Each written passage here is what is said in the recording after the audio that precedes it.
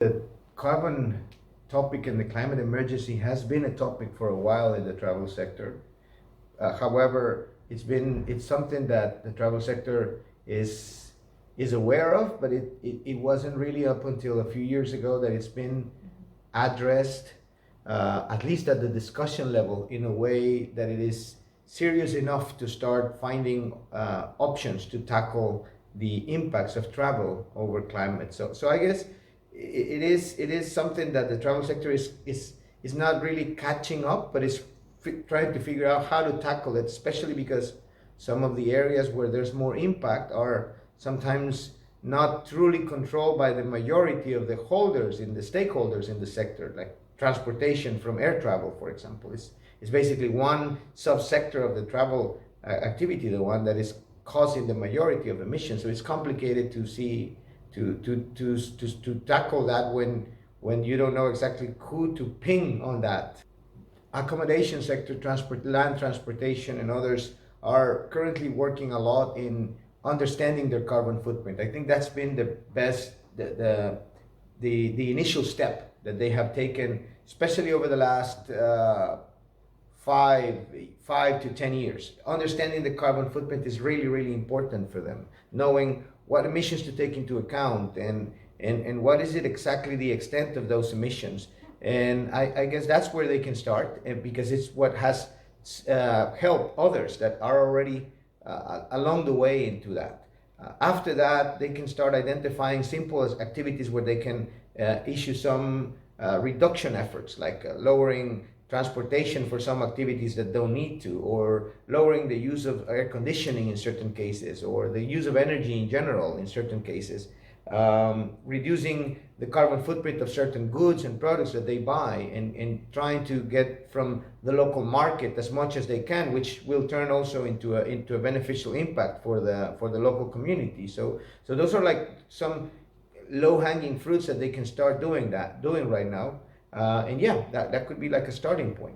The first thing right now is to understand that we are at a stage where education is key. So the sharing part is not just about reaching out the market, but also transforming the way the market thinks and the market understands this. So tourism companies that are already doing something regarding their basic carbon emissions, which would be those from electricity consumption or for carbon or for fuels, they can start sharing that type of information with their clients. Why are they reducing the use of certain type of transportation? Why are they encouraging the use of bicycles for some internal transportation in resorts or for some activities on tours, etc.? And they have to give a sense of purpose to that, to the customer. So I think those are the type of messages that companies can start using.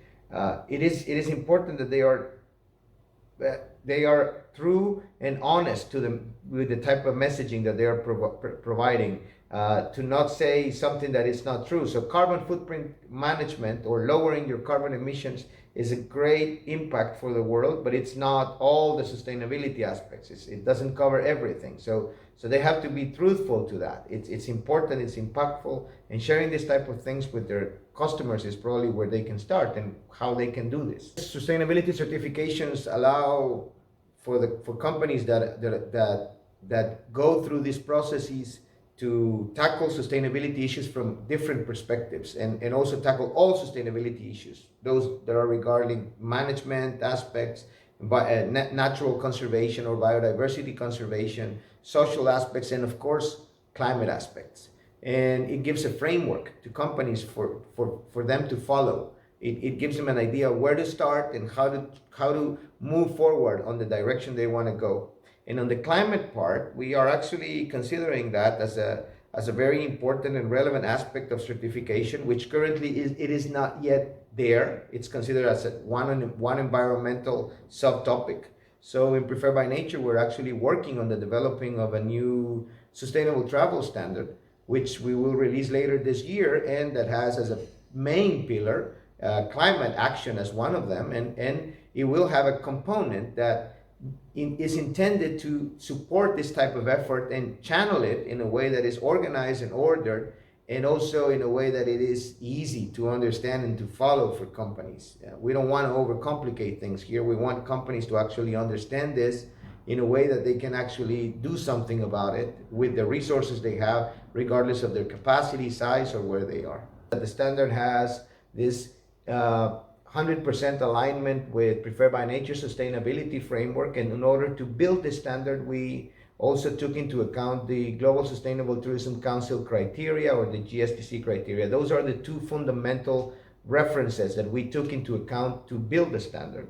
And that is ensuring us that our standard will meet not only with the criteria that we as an organization believe are the core aspects of sustainability, but also with that criteria that the travel sector globally has adopted as the core elements of sustainability in the travel sector. So it is that, but maybe the most exciting part in our case is that we are adding one thing that not even GSTC criteria has now in the way we will propose it, which is the climate action part as one of the four fundamental pillars of the new standard. So that's really, really exciting, and it's I would say revolutionary for the way standards are presented right now for the travel sector. It's not that they don't have the climate topic in it, it's just the way that this is presented and the kind of importance that it will have.